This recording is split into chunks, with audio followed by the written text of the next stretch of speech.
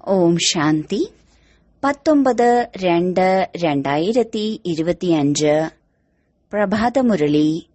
മധുരമായ കുട്ടികളെ, നിങ്ങൾ ഇതുവരെ എന്തെല്ലാം പഠിച്ചുവോ അതെല്ലാം മറന്നുകളയൂ.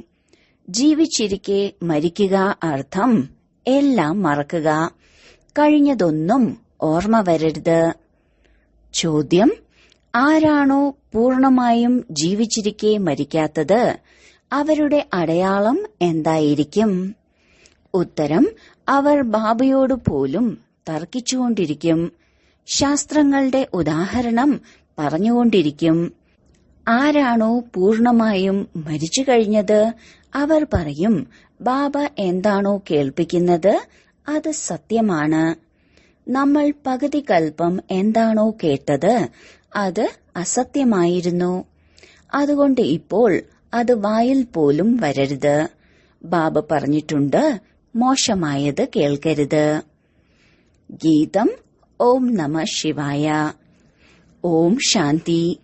കുട്ടികൾക്ക് മനസ്സിലായി കഴിഞ്ഞു. തപസ്യ എന്ന പേരിൽ ശാന്തിയിൽ ഇരുത്തുന്ന ഈ ഡ്രിൽ ചെയ്യിക്കുകയാണ്. ഇപ്പോൾ ബാബ ആത്മീയ കുട്ടികൾക്ക് മനസ്സിലാക്കി തരികയാണ്. ആരാണോ ജീവിച്ചിരിക്കെ മരിക്കുന്നത്, എങ്ങനെയാണോ മനുഷ്യർ മരിച്ചു കഴിയുമ്പോൾ എല്ലാം മറക്കുന്നത്, കേവലം സംസ്കാരം ശേഷിക്കുന്നത്, അതുപോലെ ഞങ്ങൾ ജീവിച്ചിരിക്കെ മരിച്ചു കഴിഞ്ഞു എന്ന് പറയുന്നു. ഇപ്പോൾ നിങ്ങളും ബാബയുടേതായി മാറി ലോകത്തു നിന്നും മരിച്ചു കഴിഞ്ഞിരിക്കുന്നു. ബാബ പറയുന്നു, നിങ്ങളിൽ ഭക്തിയുടെ സംസ്കാരം ഉണ്ടായിരുന്നു. ഇപ്പോൾ ആ സംസ്കാരം മാറിക്കൊണ്ടിരിക്കുന്നതുകൊണ്ട് നിങ്ങൾ ജീവിച്ചിരിക്കെ മരിച്ചുവല്ലോ. മരിക്കുന്നതിലൂടെ മനുഷ്യൻ എന്തെല്ലാം പഠിച്ചിട്ടുണ്ടായിരുന്നോ അതെല്ലാം മറക്കുന്നു. പിന്നീട് അടുത്ത ജന്മത്തിൽ പുതുതായി പഠിക്കേണ്ടി വരുന്നു. ബാബയും പറയുന്നു, നിങ്ങൾ എന്തെല്ലാം പഠിച്ചിട്ടുണ്ടോ അതെല്ലാം മറക്കൂ. അതുകൊണ്ട് തന്നെയാണ് പറഞ്ഞത്, മോശമായത് കേൾക്കരുത്, മോശമായത് കാണരുത്. ഇത് നിങ്ങൾ കുട്ടികളോടാണ് പറയുന്നത്.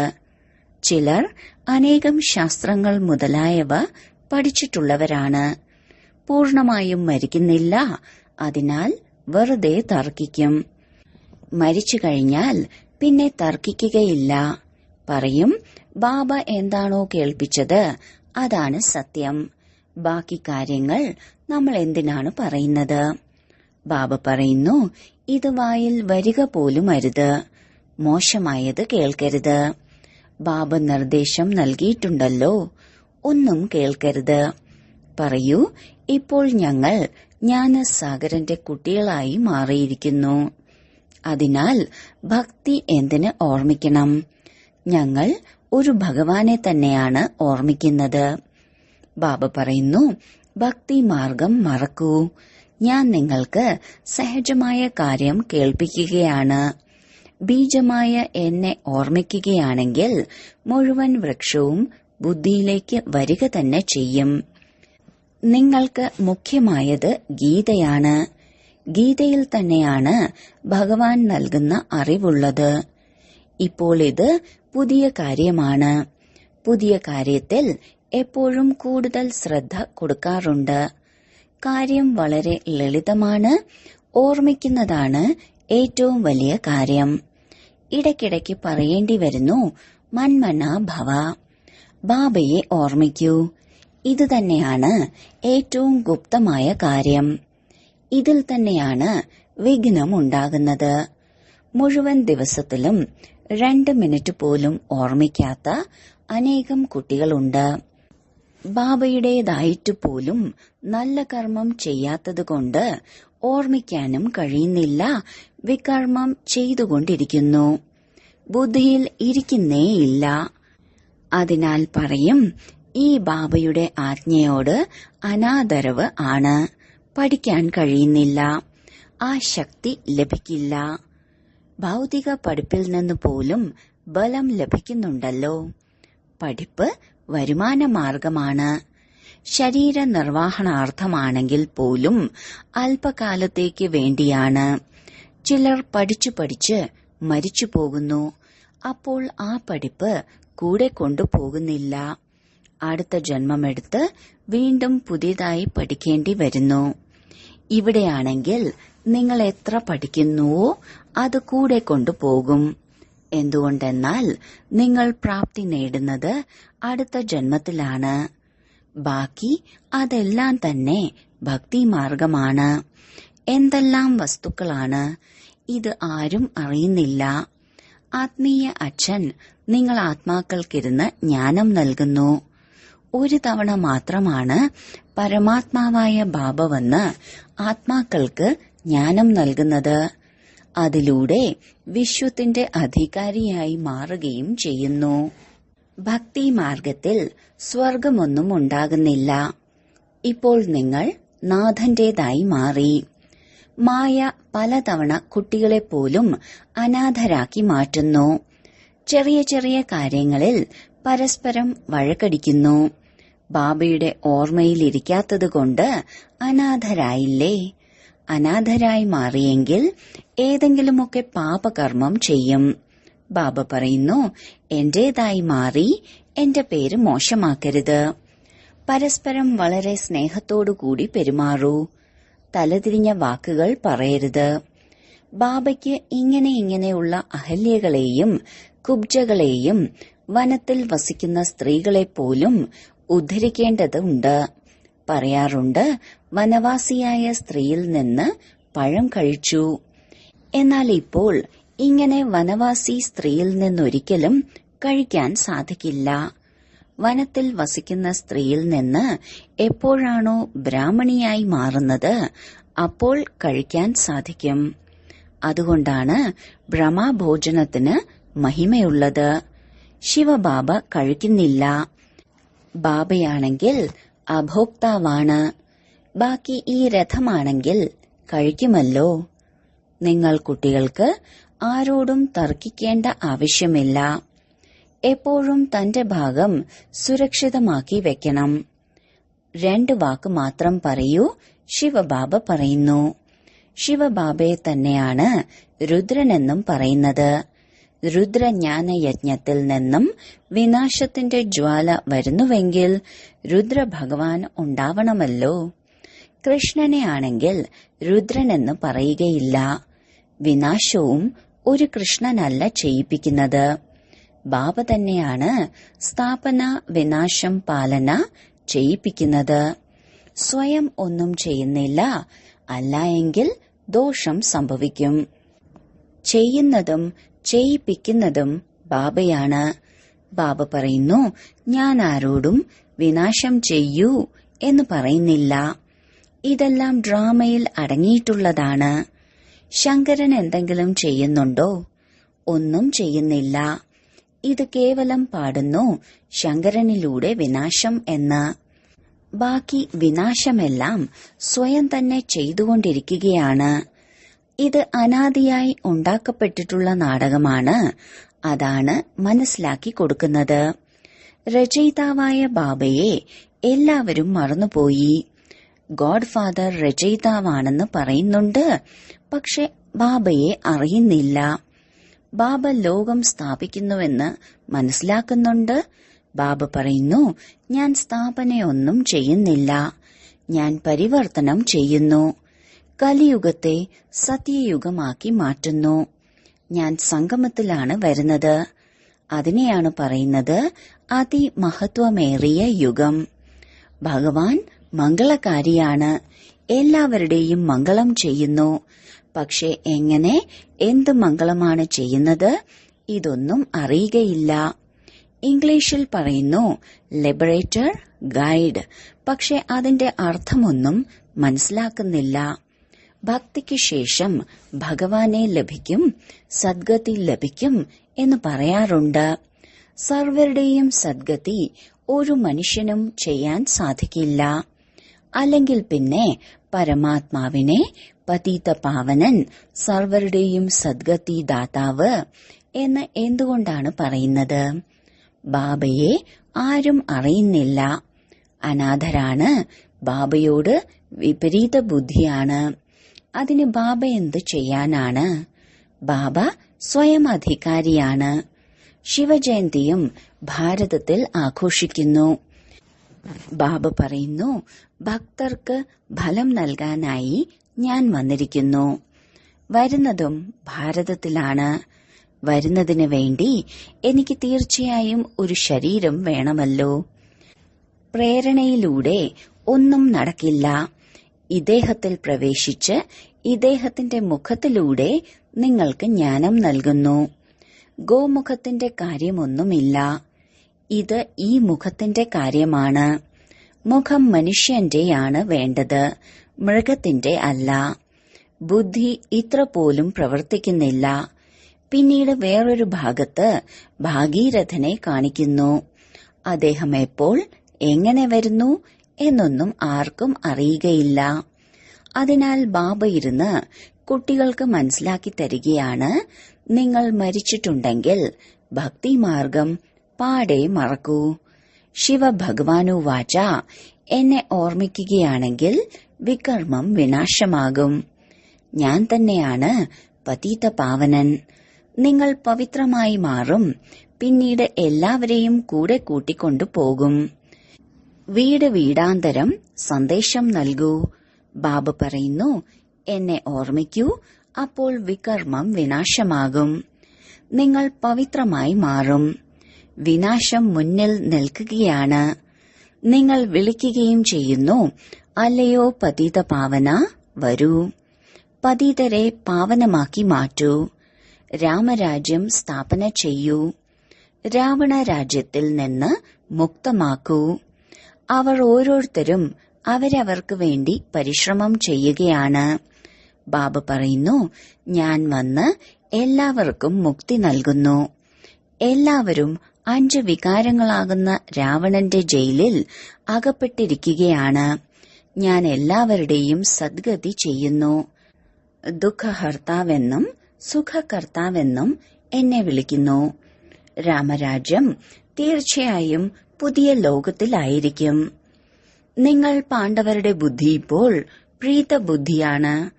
ചിലരുടെ ബുദ്ധി പെട്ടെന്ന് പ്രീതബുദ്ധിയായി മാറുന്നു.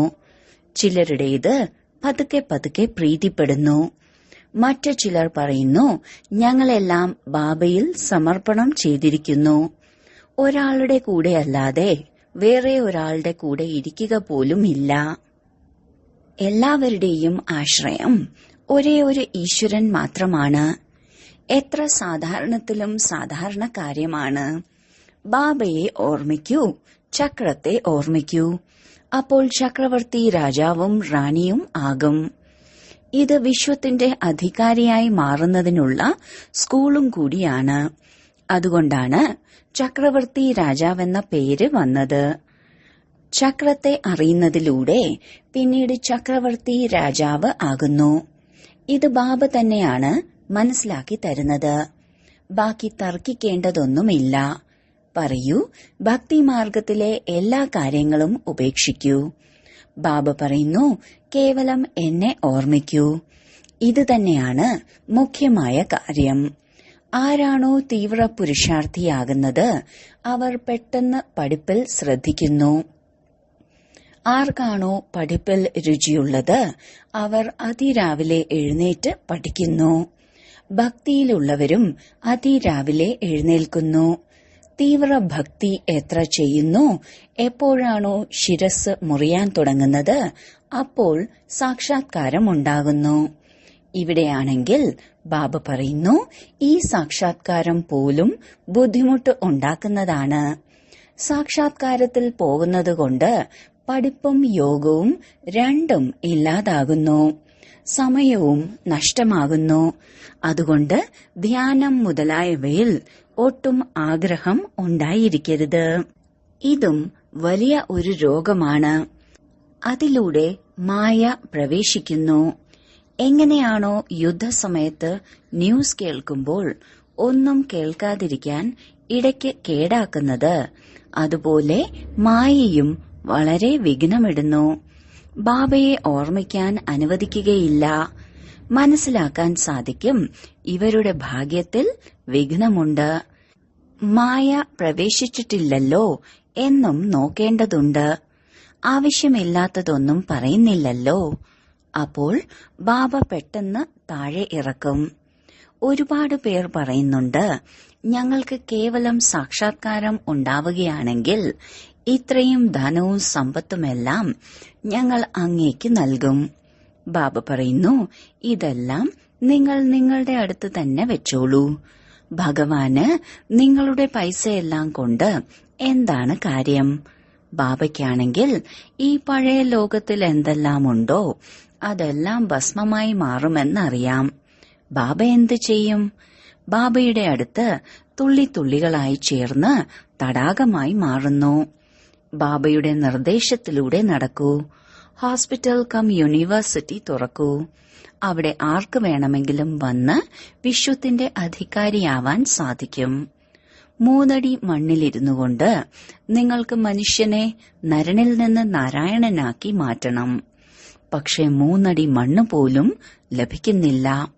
ബാബ പറയുന്നു, ഞാൻ നിങ്ങൾക്ക് എല്ലാ വേദശാസ്ത്രങ്ങളുടെയും സാരം പറഞ്ഞു തരുന്നു. ഈ ശാസ്ത്രങ്ങളെല്ലാം ഭക്തി മാർഗത്തിലേതാണ്. ബാബ ഒരു നിന്ദയും ചെയ്യുന്നില്ല. ഈ കളി ഉണ്ടായതും ഉണ്ടാക്കപ്പെട്ടതും ആണ്. ഇത് കേവലം മനസ്സിലാക്കി കൊടുക്കുന്നതിന് വേണ്ടിയാണ് പറയുന്നത്. വീണ്ടും കളി തന്നെ ആയില്ലേ? കളിയെ നമുക്ക് നിന്ദിക്കാൻ സാധിക്കുകയില്ല. നമ്മൾ പറയുന്നു, ജ്ഞാനസൂര്യൻ, ജ്ഞാനചന്ദ്രൻ. അപ്പോൾ പിന്നെ അവർ ചന്ദ്രൻ മുതലായവയിലെല്ലാം പോയി തിരയുന്നു. അവിടെ എന്തെങ്കിലും രാജ്യഭാഗ്യം വെച്ചിട്ടുണ്ടോ? ജപ്പാനിലെ ജനങ്ങൾ സൂര്യനെ മാനിക്കുന്നുണ്ട്. നമ്മൾ പറയുന്നു, സൂര്യവംശി. അവർ പിന്നീടിരുന്ന് സൂര്യനെ പൂജിക്കുന്നു. സൂര്യന് വെള്ളം നൽകുന്നു. അതിനാൽ ബാബ കുട്ടികൾക്ക് മനസ്സിലാക്കി തരികയാണ്, ഒരു കാര്യത്തിലും കൂടുതൽ വാദപ്രതിവാദം ചെയ്യരുത്. ഒരു കാര്യം മാത്രം കേൾപ്പിക്കൂ. ബാബ പറയുന്നു, എന്നെ മാത്രം ഓർമ്മിക്കൂ. അപ്പോൾ പാവനമായി മാറാം. ഇപ്പോൾ രാവണ രാജ്യത്തിൽ എല്ലാവരും പതീതരാണ്. പക്ഷെ ആരും സ്വയം പതീതരാണെന്ന് അംഗീകരിക്കുന്നില്ല. കുട്ടികളെ, നിങ്ങളുടെ ഒരു കണ്ണിൽ ശാന്തിധാമം, മറുകണ്ണിൽ സുഖധാമം. ബാക്കി ഈ ദുഃഖധാമത്തെ മറക്കൂ. നിങ്ങൾ ചൈതന്യ ലൈറ്റ് ഹൌസ് ആണ്. ഇപ്പോൾ പ്രദർശനികളിൽ പോലും പേര് വെച്ചിരിക്കുന്നു, ഭാരതം ദ ലൈറ്റ് ഹൌസ്. എന്നാൽ അതാരും മനസ്സിലാക്കുന്നില്ല. നിങ്ങളിപ്പോൾ ലൈറ്റ് ഹൌസ് അല്ലേ? പോർട്ടിൽ ലൈറ്റ് ഹൌസ് കപ്പലിന് വഴി കാണിച്ചു കൊടുക്കുന്നു. നിങ്ങളും എല്ലാവർക്കും മുക്തി, ജീവൻ മുക്തി ധാമത്തിലേക്കുള്ള വഴി പറഞ്ഞു കൊടുക്കണം. എപ്പോൾ ആര് പ്രദർശനികളിൽ വന്നാലും വളരെ സ്നേഹത്തോടുകൂടി പറയൂ, ഗോഡ് ഫാദർ എല്ലാവരുടെയും ഒന്ന് തന്നെയല്ലേ? ഗോഡ് ഫാദർ അല്ലെങ്കിൽ പരംപിതാവ് പറയുന്നു, എന്നെ ഓർമ്മിക്കൂ. അപ്പോൾ തീർച്ചയായും മുഖത്തിലൂടെ പറയണമല്ലോ. ബ്രഹ്മാവിലൂടെ സ്ഥാപന. നമ്മളെല്ലാവരും ബ്രഹ്മമുഖവംശാവലി ബ്രാഹ്മണരും ബ്രാഹ്മണികളുമാണ്.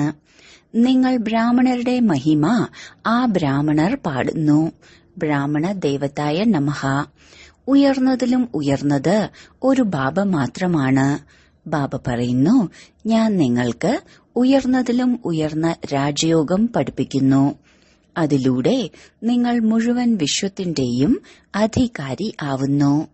ആ രാജ്യഭാഗ്യം നിങ്ങളിൽ നിന്ന് ആർക്കും തട്ടിയെടുക്കാൻ സാധിക്കില്ല. വിശ്വത്തിൽ ഭാരതത്തിന്റെ അധികാരമായിരുന്നു. ഭാരതത്തിന് എത്ര മഹിമയാണ്! ഇപ്പോൾ നിങ്ങൾക്ക് മനസ്സിലായി, നമ്മൾ ശ്രീമതത്തിലൂടെ ഈ രാജ്യം സ്ഥാപിച്ചുകൊണ്ടിരിക്കുകയാണ്. ശരി, വളരെ കാലത്തെ വേർപാടിന് ശേഷം തിരിച്ചു കിട്ടിയ മധുരമധുരമായ കുട്ടികൾക്ക് മാതാവും പിതാവുമായ ബാബ്ദാദയുടെ സ്നേഹസ്മരണയും പുലർക്കാല വന്ദനവും.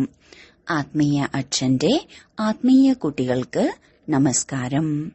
ധാരണയ്ക്കുള്ള മുഖ്യസാരം: 1.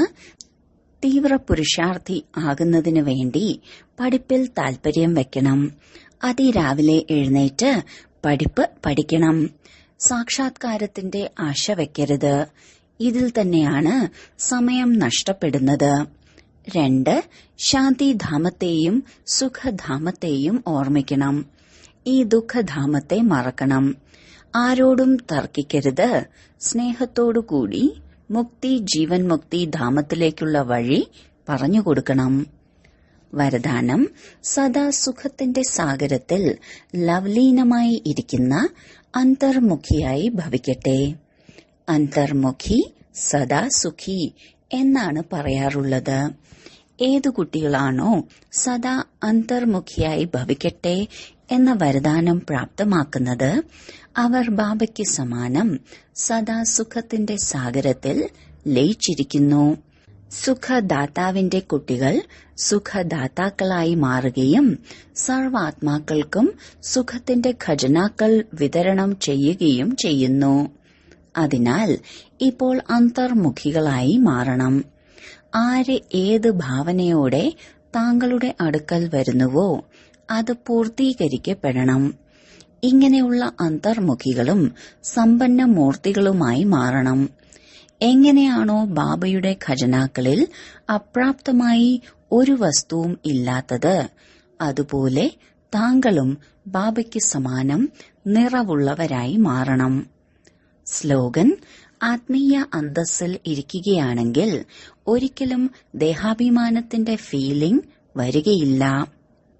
അവ്യക്ത സൂചന: ഏകാന്തപ്രിയരായി മാറൂ. ഏകതയും ഏകാഗ്രതയും സ്വന്തമാക്കൂ. സ്വയത്തെ സദാ അണ്ടർഗ്രൗണ്ടിൽ അല്ലെങ്കിൽ അന്തർമുഖിയാക്കി മാറ്റുന്നതിനായി പരിശ്രമിച്ചുകൊണ്ടിരിക്കൂ. എങ്ങനെയാണോ അണ്ടർഗ്രൗണ്ടിലും എല്ലാ കാര്യങ്ങളും ചെയ്യാനാകുന്നത്, അതുപോലെ അന്തർമുഖിയായി മാറിയാലും എല്ലാ കാര്യങ്ങളും ചെയ്യാനാകും. അന്തർമുഖിയായി കർമ്മങ്ങൾ ചെയ്യുന്നതിലൂടെ വിഘ്നങ്ങളിൽ നിന്നും രക്ഷ ലഭിക്കുന്നു. രണ്ടാമതായി സമയം ലാഭിക്കാനാവുന്നു. മൂന്നാമതായി സങ്കല്പങ്ങളെ സുരക്ഷിതമാക്കാൻ, അതായത് സങ്കല്പങ്ങളുടെ ശേഖരമുണ്ടാക്കാൻ കഴിയുന്നു. ഏകാന്തവാസി ആകുന്നതിനോടൊപ്പം പുതുമ നിറഞ്ഞ കാര്യങ്ങളും ചെയ്യാനാവുന്നു. ഓം ശാന്തി.